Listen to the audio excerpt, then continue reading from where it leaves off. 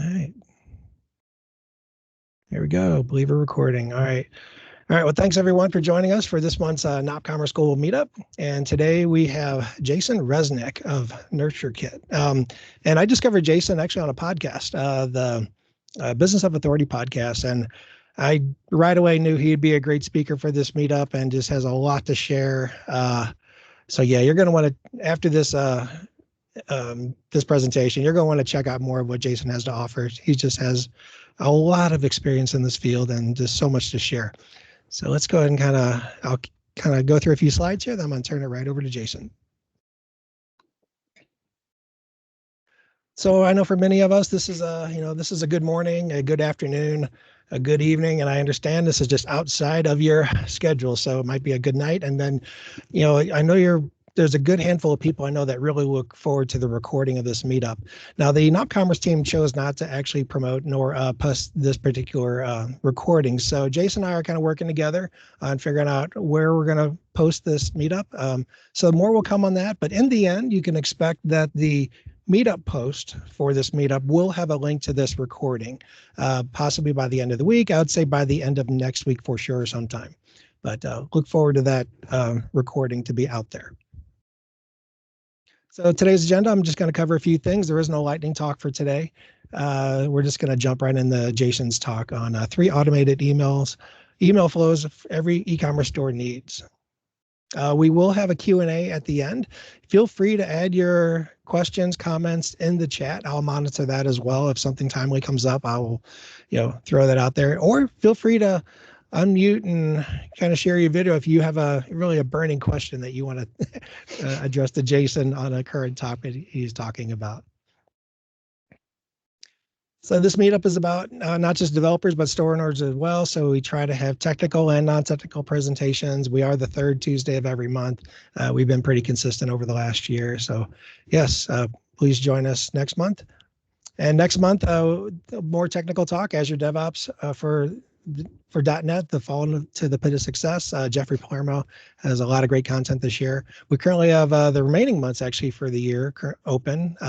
Might have some more for September, but nonetheless, July and August are currently open. So feel free to reach out to me if you would like to give a talk. And the way to do that, just keep in mind, we look at our presentations as being about 60 minutes in length. If you want to do a lightning talk, you can do that within about 15 minutes. And again, we welcome technical and non-technical talks. And if you just email me at john@nopacademy.com, that's the best way to kind of move that conversation forward to get you on the agenda. All right, Jason, I am going to stop sharing my screen. And I'm also gonna hide my video and turn my mic off. So I'm gonna I'm turning it over to you, and I'll monitor the chat for you. All right, awesome. Hopefully I don't break things. I'm going to share my screen here, and we'll jump into a little bit of a slide presentation. Hopefully everyone can see. It looks like okay. Great. I see it. Awesome.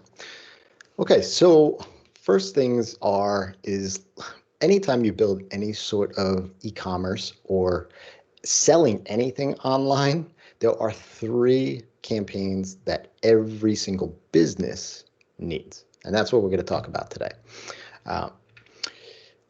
You're in the right place if you just want to understand exactly what a campaign is. Now, email marketing has a lot of language, lingo, acronyms, so on and so forth. So it could be broadcast, campaigns, automations, flows. So we're going to actually talk about what a campaign is. Also, if you are just starting out, or maybe you have clients that you work for and they're asking you, like, what do I do first to start to build that nurturing and build more sales in essentially my online business, my store? Also, we're going to talk about those 3 must-have campaigns, the purpose of them, what goes inside them, why you need them in the first place. And also, if you already have an established email marketing strategy and you're looking to optimize it, look for some inspiration, this is the talk that you're going to want to pay attention to. So as I said here, we're going to cover why email is your most important asset as an online store. We're also going to talk about the purpose of each of these campaigns because each of them has a different purpose, a general goal, even though online, really what you're there to do is generate revenue. We're also going to talk about what goes inside of each of these campaigns as well. So first things, let me introduce myself. I am Jason, aka Rez with 3 Z's online. I am a husband, proud dad of 2 sons, 4 and 2. So there is chaos happening all around me. And depending on how long this goes, you may hear some of them in the background. But I am a podcaster. I'm a recovering web developer turned marketing and email automation expert.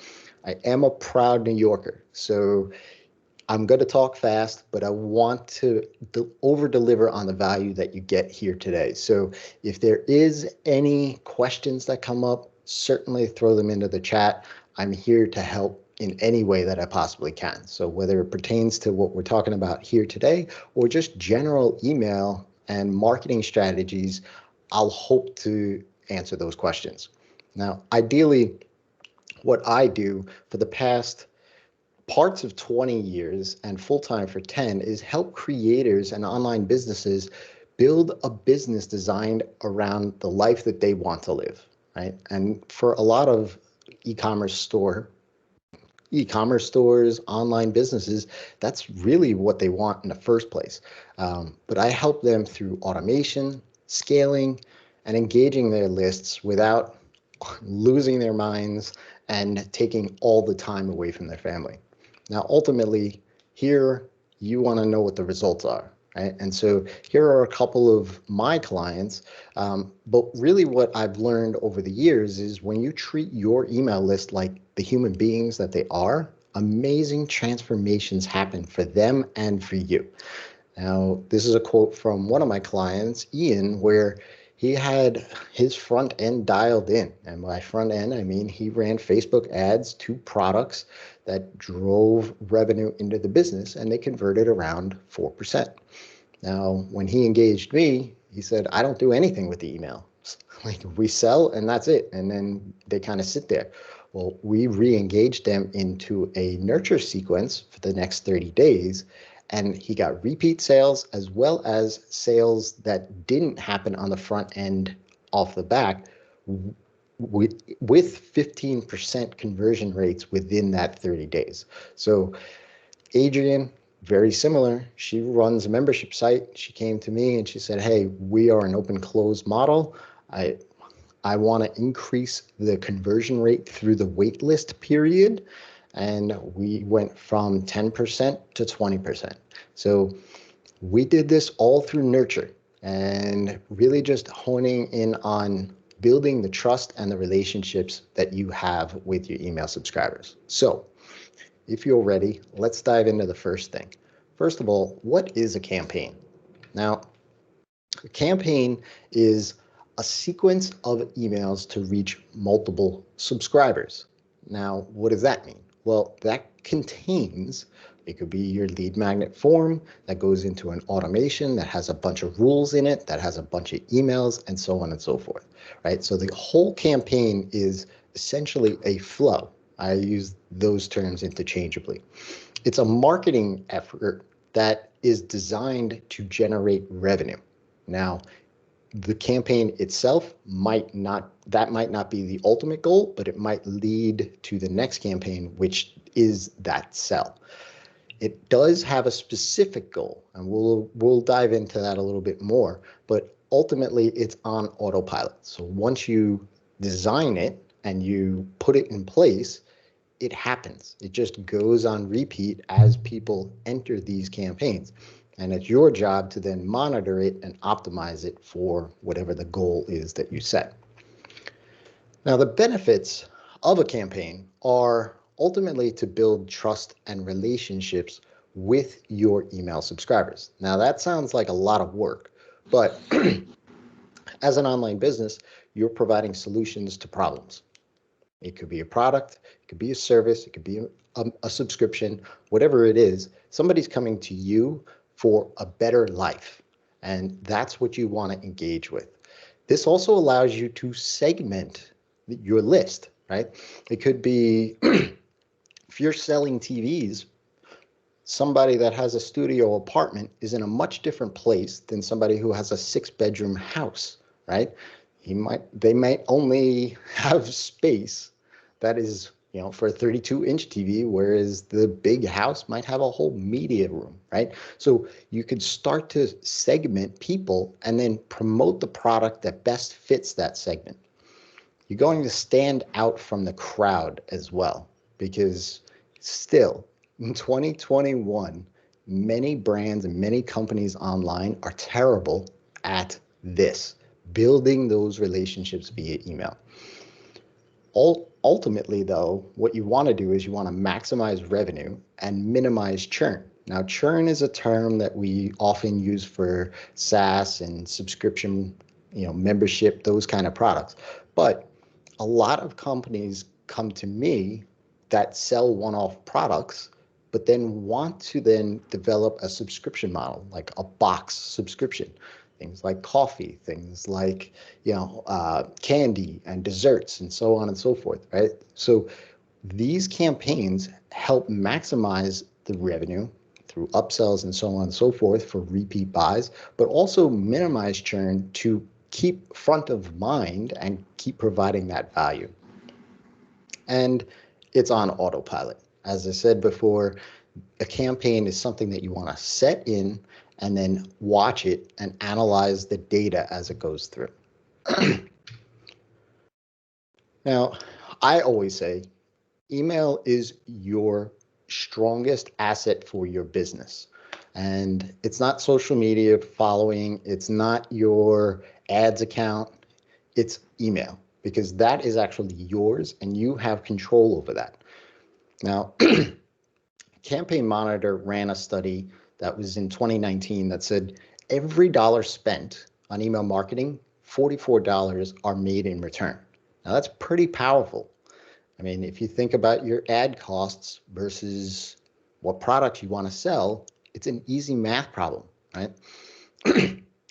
61% of consumers actually prefer to be contacted via email. So when I say consumers, I'm talking about the customer, the home, not B2B, but consumers, right?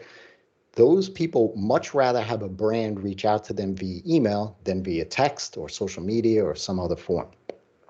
And to squash the whole email is dead scenario that you see sometimes, 99% of email users check their email every single day, and in some cases 20 times a day.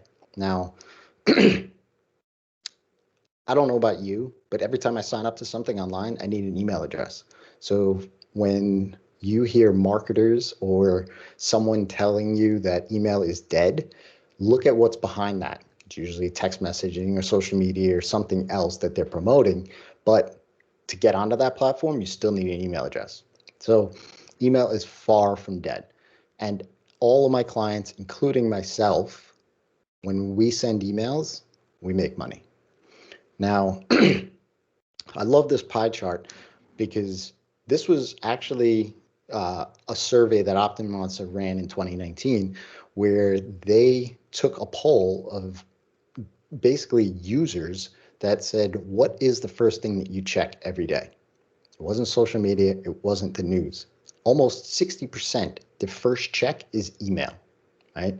So that in and of itself, I don't know, to me, email is the biggest asset for my business. And I've compounded that over the years. And if you were to ask me, and I'm not a regretful person, the only thing that I do regret is that I didn't start collecting email addresses earlier. Now, the first campaign here that I want to dive into, it may seem pretty rudimentary, pretty basic, or pretty common, but it is the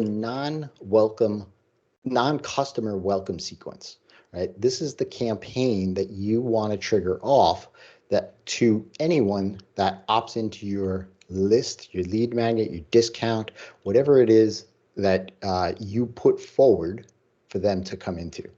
Now, this is designed to put your subscribers on a path, and that path is to that first purchase, right? Now, this is a tweet that I saw last month where this person went to, he's a developer slash marketer, and he went to various different Shopify apps to learn about their features and services and so on to put onto his own store. Now, only 2 of those 25 actually sent any sort of welcome follow-up or education or documentation on their features. When I talked about before about standing out from the crowd, this isn't just in this silo. This is on the D2C side of things, the direct-to-consumer side of things. This exists across the board. Unless you are Amazon or Nike or somebody of that nature where that brand carries some weight and you don't need that relationship building, this campaign is the first thing that you need. See, online, especially in this post-pandemic world that we're living in right now, there are no face-to-face conversations. Right? A lot of my clients have come in the last 12 to 18 months as brick and mortar stores that wanted to put their wares online. And so they don't have a salesperson anymore. They don't have that person that welcomes somebody into their store. When you put your online storefront up and somebody wants to learn a little bit more about your brand, they're gonna drop their name and their email address into your email list. That could be a pop-up for a 10% discount. That could be a freebie that you're offering. That could be a giveaway. You know, I've seen tons of those spinners, whatever it is, right? So you want to create this experience.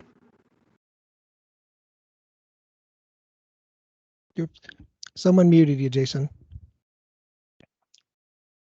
Unfortunately, people can do that. So go ahead and unmute yourself.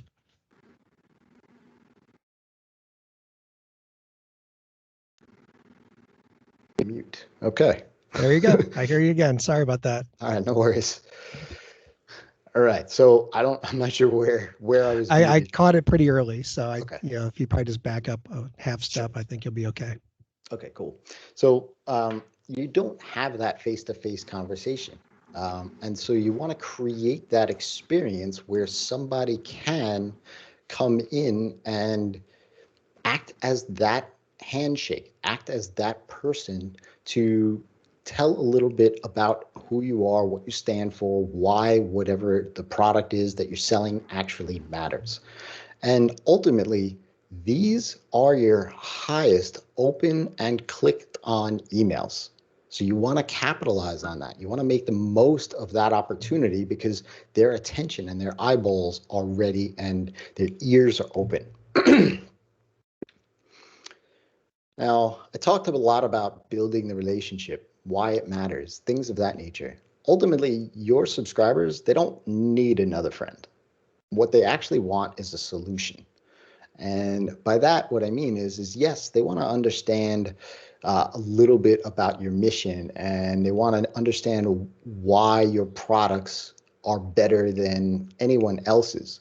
And so you have to explain it in a way where you're showing evidence, you're telling a story, you're giving them that transformation, because ultimately they came to you with some problem that they have today, and they want to change that tomorrow.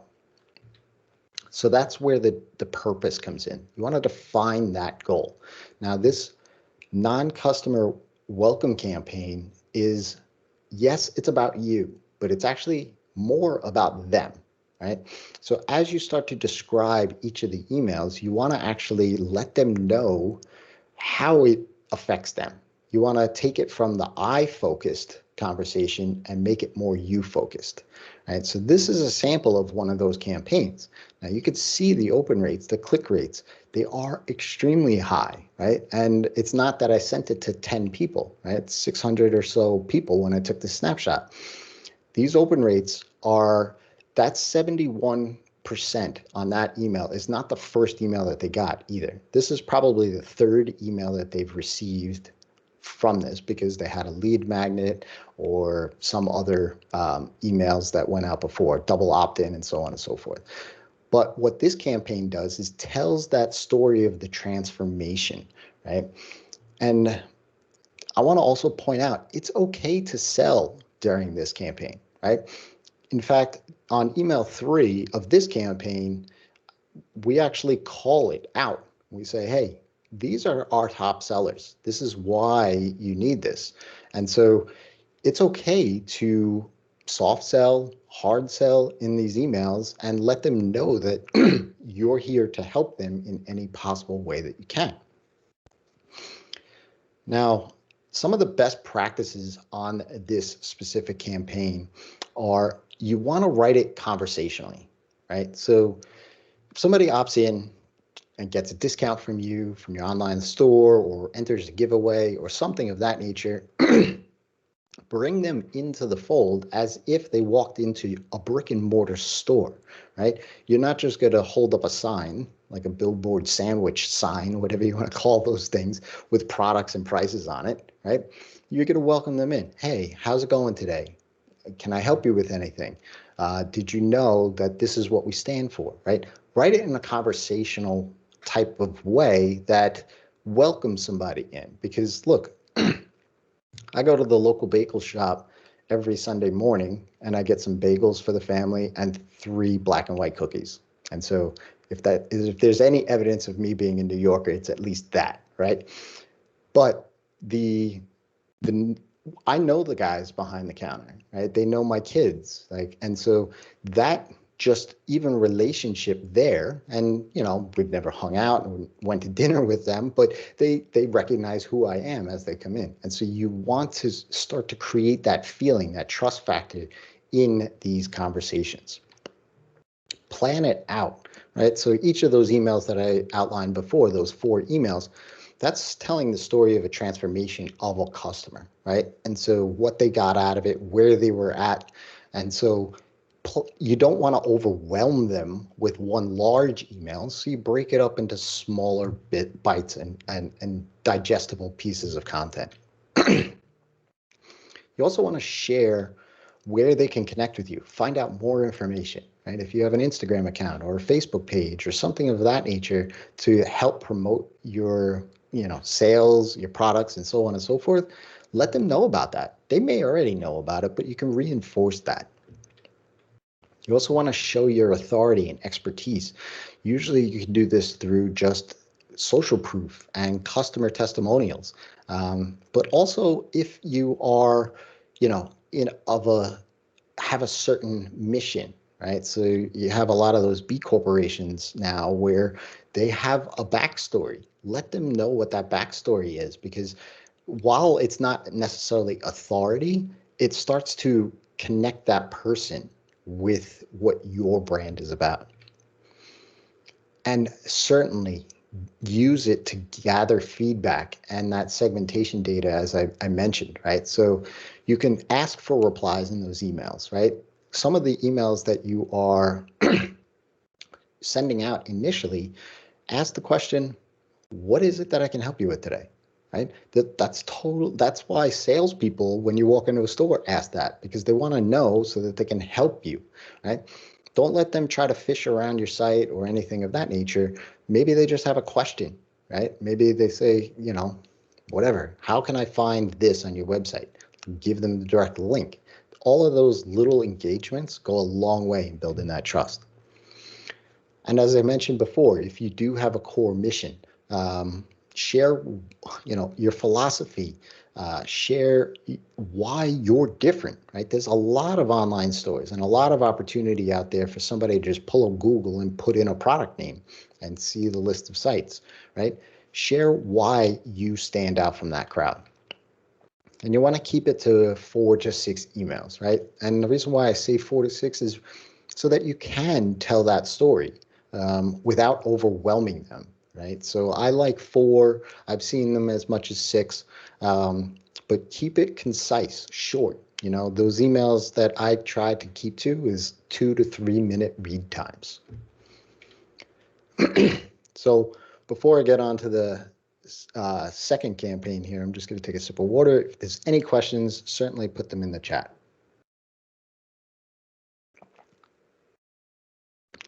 Now, for many of you that are already have existing stores, this may seem like, hey, yeah, of course, like post-purchase, why wouldn't we have that, right?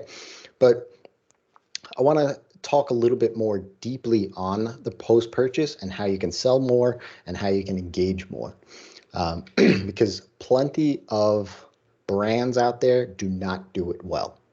And I'm not saying that that's the case here. It's just my own experience when I buy something online, and I've been buying online for 20 years, right? And so for me, I've gone through the worst of the worst and the best of the best. So like the welcome campaign where you're putting your subscribers on a path, this is putting your customers on a path. And it is the first critical step in your customer's journey with you, your business, and your brand. Now, buyer's remorse is a real thing. And I know all of you that are you guys are e-commerce. So you understand the idea that when somebody pays, that all of a sudden logic starts kicking in. Did I really need to buy this thing? You know, am I going to get what I expect out of this? How long is shipping? Maybe I shouldn't have done this, right? All of that stuff happens immediately. So what you want to do is continue that experience that you had beforehand through the purchase, right? Again, these are the highest open and click opportunities that you have for your customers, right? And so this is an email that I got because I have terrible back. And so I saw this online, on TV actually, and I went to their website and I bounced around and I thought maybe this could help. And this is like a set of different size wheels that, you know, you kind of roll on the floor a little bit, right? And I bought it, spent $120, I think it was, and this was the very first email that I got within minutes of the purchase. And the thing that I liked about it was it actually told me, it actually told me what to expect. And a lot, I didn't have the product, obviously. I didn't even have a shipping notification at this point in time. But what they told me was that over the next several emails, I was going to get videos on how to use this thing, when I can expect the product, and so on and so forth. So this is the type of thing that I look at as passing the grandma test. And what I mean by that is if I handed my grandma a desktop computer in the mid-90s, and she had no idea what to do with it. And all she really wanted to do was play solitaire. And so I had to instruct her how to get to that. And so assume nothing when your customers come in and they bought, right? They figured out how to buy, but they don't know about all of the other things, how long shipping takes, where can they ask questions, and so on and so forth. So put that front and center to them. And as I said, buyer's remorse is real, right? They just made a purchase. Don't lose them now, right? Because this is also an opportunity to further solve their problem, right? So they may have just made a purchase. It's okay to ask for another, right? What you want to do is actually minimize that remorse by sharing what they can do right now. You want to be that quick start guide, if you will, right? If I was to buy a 75-inch TV right now, the first thing I would pull out of the box, and it's designed that way, is this big poster size, 10-step, connection thing, right? And so that's what you should start to think about in your post-purchase, right? If you can, and you're shipping physical products, let them know about how long shipping is. I mean, now shipping has kind of gotten better, but last year was terrible, right? So let them know. I bought a product last year and I had an email in my inbox from the CEO. Now, I knew it wasn't from the CEO directly, but it was basically outlining what they were encountering with their shipping. And so it eased me that, okay, if this thing takes longer than expected, I can still deal with it, because it's setting that expectation in my mind. Now, this is an email sequence specifically around a subscription. product. And so the reason why I bring that up is if you have an e-commerce store and you're thinking about building a subscription product, what you want to do is elongate that customer purchase through the next subscription payment, right? So if you have a free trial, if it's a 14-day trial or a 10-day trial, make sure that that sequence goes through that payment, that trial period, and then that first payment. If you don't have a trial, make sure that it goes through that second payment, because subscription model, you have to continuously prove the value that they're getting. And so it could be that you're selling coffee, right? So what kind of coffee, right? If they've selected a bunch of different coffees, maybe there's other things that match up with it. Maybe it's a brewer, maybe it's a filter, maybe it's a different flavor, so on and so forth. And you can use your post-purchase campaign in this way. Now, some of the best practices for this that I've seen work extremely well is, again, write it conversationally, right? Again, you're a salesperson. The email should be more of a people person. And as I said, you can see the chirp email. Yes, it was visually pleasing with graphics and so on and so forth. So you don't have to have a wall of text. But if I go back to it, let me just go back to it real quick. You could see the text that is here. Oops. Oh, I don't know why it's not pausing, but let me see. What to expect. Here's what to expect soon, right? And then it says, can I have these videos now, right? Because ultimately, maybe that's what I was thinking at the time. Sure, here they are. We'll send them later too, right? It's a very conversational type of email, right? So keep it that way. Again, plan it out. Think about it. Like, okay, if it's a one-off product, how long is the estimated shipping time? If it's 5 days, okay. So the first email that goes out talks about, here's what to expect. 2 days later, hey, we're getting our gremlins together and we're packing up your package and getting ready to ship it to you. 4 days later, hey, just wanted to let you know you're going to be getting a box on your front step either today or tomorrow, and so on and so forth. Create that experience, right? Plan it out. It's a story, right? Let them know if there's something that they have to prepare, before, right? So I've bought, barbecue tools online and things of that nature, different grills that go on the barbecue, and they kind of told me how to prep my barbecue before I got it, right? And even through it. So think about what that experience is. And remember, share where to get help, right? Don't assume anything. Let them know if there's a page on your site that is an FAQ page, let them go there. If it's an email address, let them know what that email address is. If it's a 1-800 number, let them know what that 1-800 number is. And as I said, share how to get the most out of it, right? Because if you give them the recipe for success, whatever that is, with your products, they're most likely to, one, buy from you again, and two, talk about it to their friends, right? Get feedback, segment, right? Learn a lot about your customers and work backwards, because if you ask the age-old question, why did you buy from us, right? Learn what that voice is. What is the reason that put them over the edge that wound up buying? Because then you can turn that back around and put that more on the front end of your marketing and your ads and so on and so forth. And as I said, it's 1 to X emails, right? So depending on the kind of product it is, if it is a subscription product, it's going to be a lot longer. But if it's a product that ships within several days, it might be shorter, 5 or 6 emails. So use your best judgment to tell the story and carry that success through, and make it a fun experience for them. Now, the final campaign, and the one that I've seen the most success with, case in point, Adrian and Ian's example at the top, is the purchase based on interest campaign, right? Now, this is good lingo, I guess I should say, for things like cart and checkout abandonment. That's probably most familiar to you, right? Because that in and of itself is, well, the person's objections are winning that argument, right? They put it into their cart and then left for whatever reason. Or they put it in their cart and actually hit the checkout page and then left, right? That's even worse.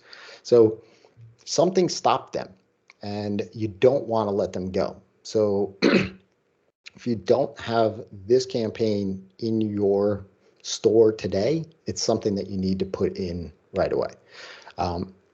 67% of all shopping carts online will be abandoned, but these campaigns can recoup 20 to 40% of those abandoned shopping carts, and see it time and time again, because a lot of times people just get distracted and they forget about it, and that nudge just pushes them over the edge.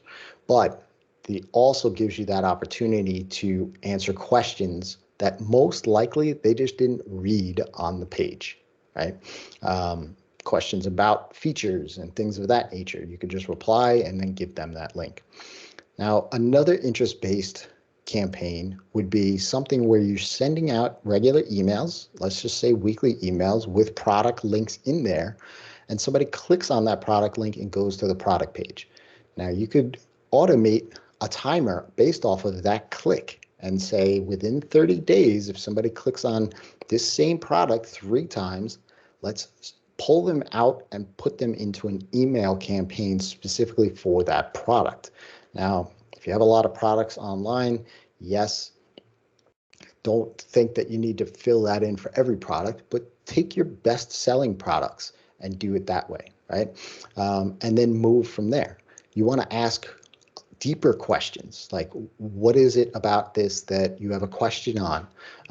You want to share maybe some more in-depth social proof of it. Answer anything that may not be on that product page in these sort of campaigns. See, consumers buy on emotion, but they justify with logic.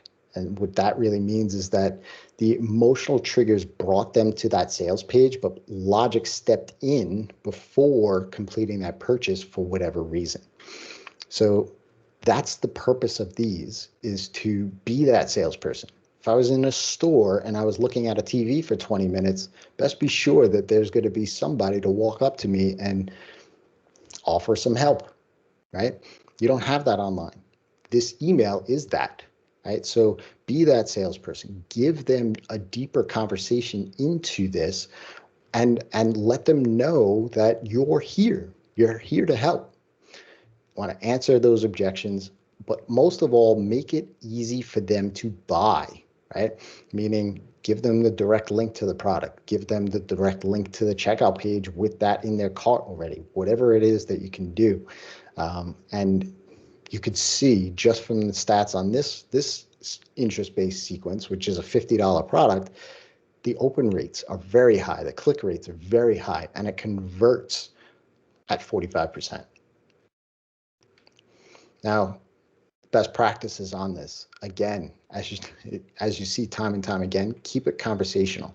Now, this is something, again, that I've seen over the past 12, 18 months work so much better than just blasting out a cart abandonment saying, hey, I noticed you left this in your cart, go here and click to buy, right? I've added one sentence to that email, which basically adds a little personality into it and saying, hey, I know that you get distracted. You might have gotten a text message from a friend, or you're fumbling around with your kid's Zoom school. I get that we get pulled in 47 and a half different directions in 60 seconds. So just wanted to remind you that you left this in your cart. And that has increased, that one sentence alone has increased the conversion on my cart abandonment by 7.5%. So just adding in that personality allows you to go ahead and make fun of different scenarios that people are in, but it also creates that remarkable moment in their mind. And be straightforward. Don't be creepy. Nobody likes the fact that, when my wife and I are talking about dinner and she mentions salmon, all of a sudden on our Echo show, there's salmon recipes, right? That's creepy. Nobody likes that.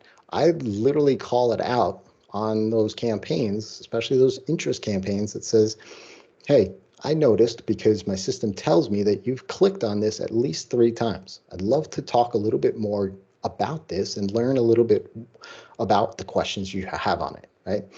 It allows them to say, kind of like put down the walls of defense, so to speak, right? Because you're disarming what is obvious to them, right? They know that you're looking at it, and they know that they're looking at it. So just call it like it is.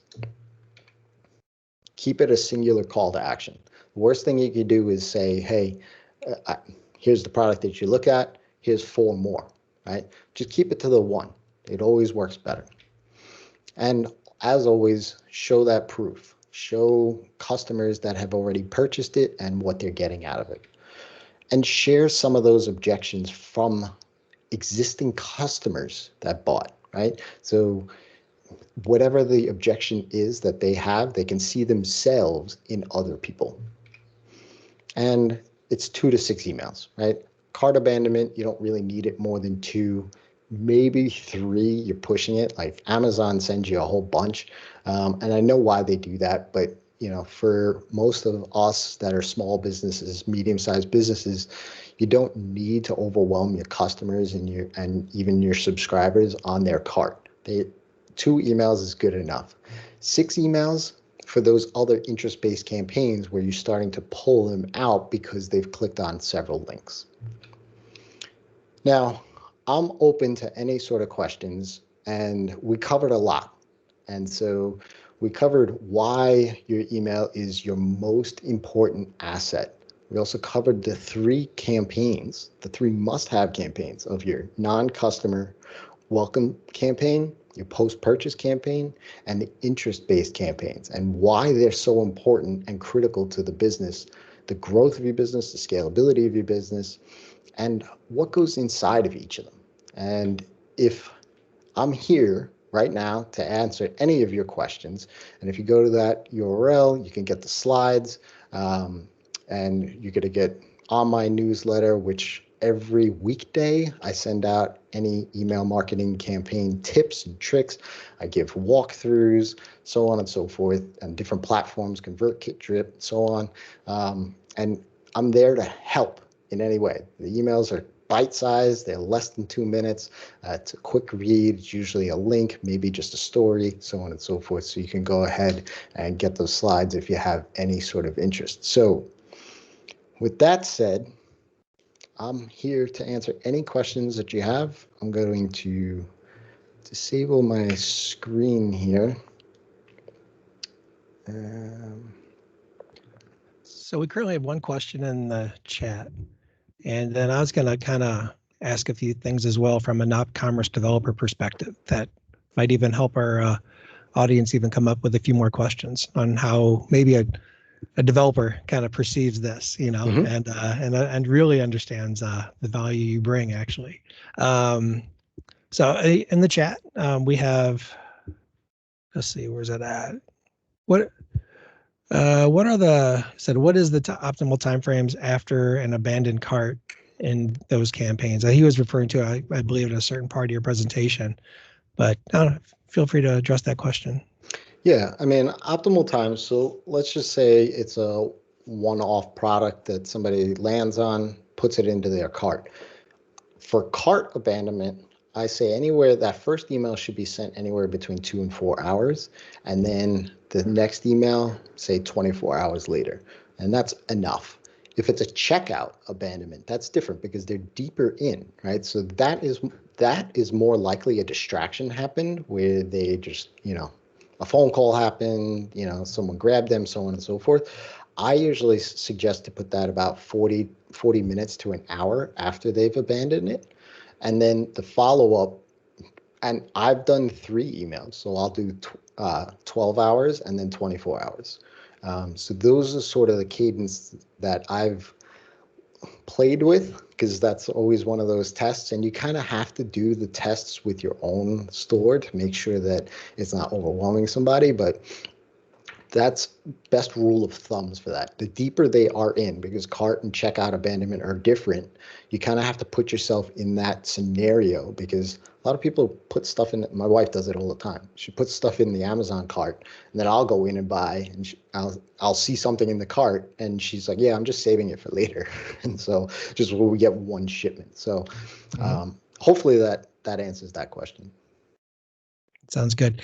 So I'm going to go ahead and share my screen and give maybe as you're talking, I was absorbing all these different aspects, of the what and why. I was going to share a little bit of like what a non-commerce developer has at their disposal and integrations. And when it comes to really where you heavily come into all this from a developer perspective. So let me go ahead and if you want to stop sharing your screen, I'll go ahead and share mine. And this might even spark some other questions from the attendees.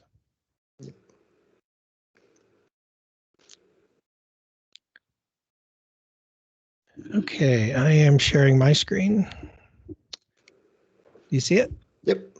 Okay, so a little bit of background for you, Jason. Online at NopCommerce, you can kind of see a demo of the storefront itself. Like you can see the front end or the admin area. So I have a tab here where I just kind of went into the front end of things, and you can kind of get a good feel for how the store is.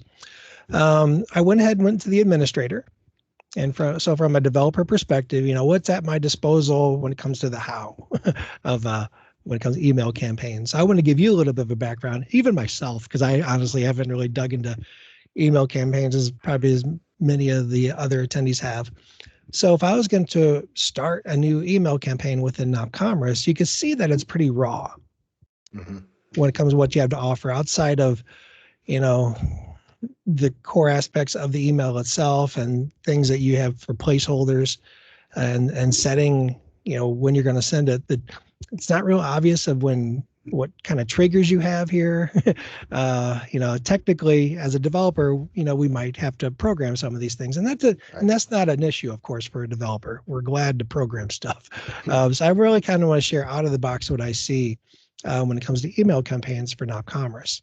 Now, NopCommerce itself has a lot of vendors out there when it comes to writing plugins. So you could think of it same as like WordPress, whatnot. And I went ahead and kind of selected a couple of these, and then you might be able to have some input on some of these. So like MailChimp itself, that's the big one out there. There's integration for that on how you would kind of maybe tie into how you're organizing things in MailChimp. So I'm not going to really get into the details of that one so much. I've just also discovered on the list another one. They have this free extension that kind of gets into maybe a little bit more on helping on the triggers side. Okay. So when it comes to, looks like these different triggers that you could, as an NopCommerce developer, kind of key off on. Still not helping us with the actual content, of course, that you'd want to send that you have heavily addressed. And then, more recently, NopCommerce has been promoting integration to the Sendinblue platform, which I know nothing about. And I'm assuming it might be something close to like maybe what a ConvertKit has to offer. Maybe it's like what a Drip has to offer. So that they have out of the box now integration with Sendinblue. And it's, again, as a developer, that's great that this is there, but it still comes down to, is that platform itself kind of meeting all the needs, for what that has. Sure. And then, I went ahead and kind of brought up Sendinblue for what that is. And don't get embarrassed by this next part. I went ahead and went to NurtureKit. Okay. And, I know that you're certified for ConvertKit, and I'm not really expecting you to provide like a comparison of ConvertKit to any one of the other ones out there. It's up to you if you want to address any of those things, whether it's Sendinblue, MailChimp. But, I just really want to highlight that, from a developer perspective, how we do the triggers, how we do the integrations to another platform, that just, we even know that only gets us part of the way there. And I went ahead, like I went and clicked on your C packages, not to embarrass you, but it's your expertise of what that content of that, and also when to set those triggers is what has a lot of value. Mhm. So yeah, I just wanted to clarify that there might be maybe a preference on your part for ConvertKit. Mhm. But when it comes to really what you have to offer is just more of your expertise on this. Again, I didn't want to embarrass you with this. I'm not going to Yeah, keep no. your offerings up on the screen.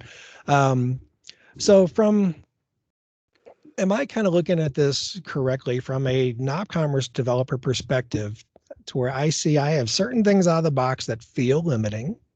Mhm. I will want to integrate with some other email campaign platform to get send more rich emails, have better tracking, have better triggers. And I might be thinking as a developer, MailChimp, I hear about it a lot. Should that be my go-to? Maybe, maybe not. Um, I see that in Nop Commerce, we have something called Smart Power where I could do some more of those triggers. So I Mhm. could maybe get started on a roll your own. And then is Sendinblue possibly the platform to go with where there's some integration? I don't know if as much as I need. Then I could dig more into that.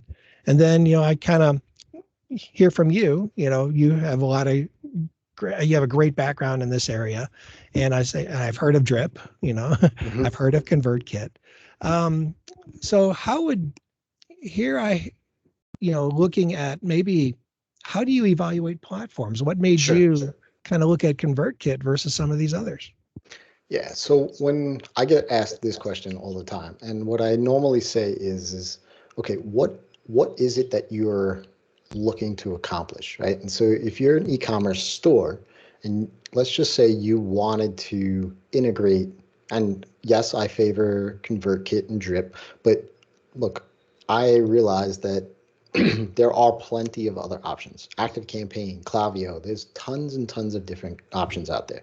Now, you put them all on a pricing grid with features and stuff like that, they're all tick off 80% of the same boxes. And so there's a little bit difference in each of them. Now, as a recovering developer myself, Mm-hmm. um, I looked at first and foremost, because when I did development full time for clients, I worked with a lot of e-commerce stores. So what did I look for was the API that was accessible to me as a developer.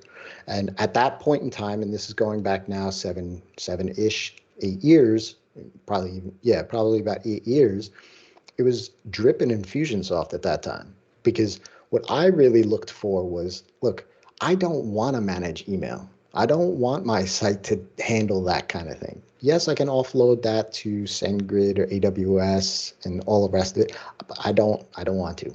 Like I just Yeah.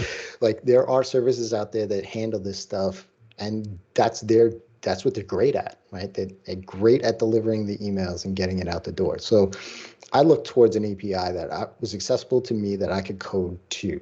And at that point in time, Infusionsoft and Drip was it. Drip made it a lot easier than Infusionsoft. Infusionsoft had, for most of my clients, they had outpriced their weight. And it was very clumsy to work with. They didn't get the moniker of Confusionsoft for no reason, right? And so Drip was nice and easy for me to code against. And meaning, when I say code against, it's nothing more than making the connection on the site to the subscriber record in Drip, right? And I hitched my wagon to Drip early on. ConvertKit soon followed with the same sort of model, the way that they handle subscribers. Mm-hmm. More like a database, right? Your subscriber record is the unique record in the database, and everything backs off of that. Attributes are custom fields, tags are also in there, so on and so forth, right? MailChimp, on the other hand, works in a different model. While they do have an API, it's not as robust, but they handle on lists. The lists is the unique attribute, and a subscriber can exist in multiple lists, right? And so that starts to become clunky and confusing Mm-hmm. a little bit. So that's how I looked at it from all those years ago, and how I still look at it from my client's perspective is what do I want? In the case of Nop Commerce, okay, they have plugins. If they don't have the plugin that goes towards ConvertKit or Drip or ActiveCampaign or Klaviyo or whatever, how much of that can I actually just roll my own? Like, because a lot of it is a JavaScript API call that you just, somebody lands on this page, add a tag to that subscriber record because they cookied themselves on your site. And that's Yeah. really all, it's as simple as that. It's pretty much the simplest API that you could think of. And so that's how I looked at it from a developer perspective. And then let all of this stuff on the email side of things, the automations, the things that I talked about as far as the timing and all of that sort of thing, basically set that up inside of that platform. So it could be set up in MailChimp, it could be set up in ConvertKit, and so on and so forth. Let that set up there. And then when the event happens, they bought the thing, send that information back to the platform. And so that when that tag gets applied, let's just say that they purchased product X, then the automation behaves properly, right? So it's basically two sides of the coin there. And that's why I loved a little insight into who I am. I've always been a fan or an observer of human behavior, which is why I flocked towards e-commerce so early on. And there wasn't so much in the time, and this is going back pre-Amazon days and so on. When I developed, it was like, hey, how do we get somebody to put a credit card in the website? Like, it was solving a unique problem there, right? And so then once that problem was solved, it was like, hey, we're sending emails out. We have all this data on these people, yet the site is disconnected from that. Like, why are we promoting the same products that this person already bought? And we know that, and so on and so forth. And so I started to look for solutions for my clients that married the two together. And that was through APIs and sort of making it a better experience for the actual end consumer in that way. Gotcha. Yeah, because when I kind of look at this, and it just seems like you really want to look at these different platforms and don't try to use what's out of the box for non-commerce. It's just way too bland. Yeah, and you could roll your own and kind of even use that one plugin of like Smart Power Sale, but it really seems like you need to settle on the platform and also consider the level of integration you have to that platform as well. I mean, I look at it this way, right? And so, I came from the Java world. I came from Ruby on Rails and custom PHP work. Morphed myself into a WooCommerce developer because that was the hot item, and that's what I was getting asked a lot to do. WooCommerce also had this kind of like automated plugin that allowed you to hook into certain triggers, just like what that one plugin did. If you're just starting out and you haven't built out your store, that might be just enough so that you can bootstrap some of the basic stuff, right? So that you can just create those functions inside of your own custom plugin that says, hey, if somebody adds something to the cart, set a timer.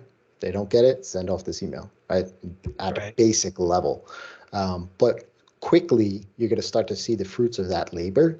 And, I look at it from the other side, cost, right? And so it's a monthly fee to go on any of these email platforms. So what is it that it's, it's basically a cost efficiency sort of scenario, right? Like $29 a month. Is it worth it for me to put all of my automation in that? Probably. I mean, if I'm going to make one sale back from any of the automations that I put back, that's $50 already in the black, right? So I start to weigh that kind of thing there, and you just give it a try. A lot of them have trials, and you could kind of tap into that a little bit. For me, and what NurtureKit does is basically I help my clients basically build out the automation side of things because I understand those platforms at a level that you could weed through the knowledge base and the support docs and everything else. People are like, I don't have time for that. Like I'm trying to build a business over here. I don't have time to figure out what all the nuances of the platform are. So, but you don't necessarily need somebody like me to do all of that stuff. You could start with, like I said, cart and checkout abandonment. That's like the the first thing that you should start with, right? Because that's the easy, quick win. That's as close to the revenue as you can. And that's where I like to play first, is how close to that bottom line can I get to recoup as much as I can that wouldn't have converted in the first place. So Yeah. you can roll your own at that level. And I did for a while where there was cart abandonment, and it was just a simple, just call to an email sender that was on the server and send it out. But after a while, you're going to want to offload that to somebody that is actually much more responsible, much more focused on their deliverability, because your attention is maintaining the site, making sure the products are there, they're loading the site loads and all that. Your area of expertise and responsibility is a little different than the ConvertKit and drips of the world. And what I brought up from a developer perspective is just the tip of the iceberg. That's like kind of why I wanted to kind of bring up the developer perspective first, because you see what the out of the boxes aspect. Yes, you see what your possible triggers are and the integrations are, but of course, that simply does not get you over the goal line whatsoever. It's going to be that content of how you're working with that information. So yes, they might have abandoned their cart, but you don't just want to send a 1-line, 2-line thing. Hey, you forgot to buy this stuff. Right. Yeah. There's so, I think the real winner to, email campaigns is that messaging and that value, like Absolutely. you provided that example. Like, you make that purchase, what is that kind of message you want to send to someone after making that purchase that really makes them feel very happy they purchased it? Right. Might be some instructional guides, just something that really kind of hits home. Let's maybe, and this is really the only last question I have when it comes to, or what's on top of my mind, and we'll take some others from the attendees, but let's say a cart abandonment. What are some of the things that, just like, where are things top of mind that come for you, like you would want to have in that message, whether it's visually or just flat out saying it? What are some of those triggers of taking action on a cart abandonment? Yeah, if you could bring in the product imagery, Yeah. that's key. Human beings are certainly more visual than anything else, and they don't read as much as we would like to think that they do. We put some thought and time and effort into the words that we put into our messaging. They don't. And so if you could bring in the exact product image, that is always a big win. The other side of it is I like to inject that personality. Just in the case of the example that I shared was, that one sentence increased the conversion on the split tests by 7.5%. And it was just one sentence that was just injecting in, saying, hey, I know you get distracted, and so on and so forth. And I kind of had fun with it. I mean, it was my personality kind of going into there, and my client was open to it. And so I said, hey, and she was gracious enough to say, yeah, let's do it. I'm okay with that. We're not can't hurt. Right. And so, and maybe we find out something. Right. And so, if you can inject personality into those areas, do so. This goes outside of the cart abandonment as well, but cart abandonment certainly falls into this. It's a free opportunity, right? So free opportunities allow you to emphasize your brand, your messaging, and so on and so forth, right? So what I talk about free opportunities are things like thank you pages, receipts, pages that are real estate online, whether it's an email or a website, that the person receiving it is there and they know that they're going to be there, right? And so instead of somebody just buying something, it's why you see, like, when somebody buys something on that order page, they'll have like share icons or something of that nature, or an upsell, or they want you to take some next action, right? In email, it's the same way. And I try to encourage, bring your brand into it, like me, it was just making a goofy sentence, right? But it stands out. It's like, oh, these are just people too. And, depending on, it was at that time, it was, really the height of the pandemic. And so, kids at school at home on a laptop was a reality of the situation, right? And so, it's like, oh, this isn't just some automated message. They put some time and thought into it, and it sticks in their mind a little bit more. Even if they can't do it at that point in time, that like, oh yeah, that wacky card abandonment email, I did want to go buy that, right? And so Yeah. it keeps that human perspective in this online world that we're in.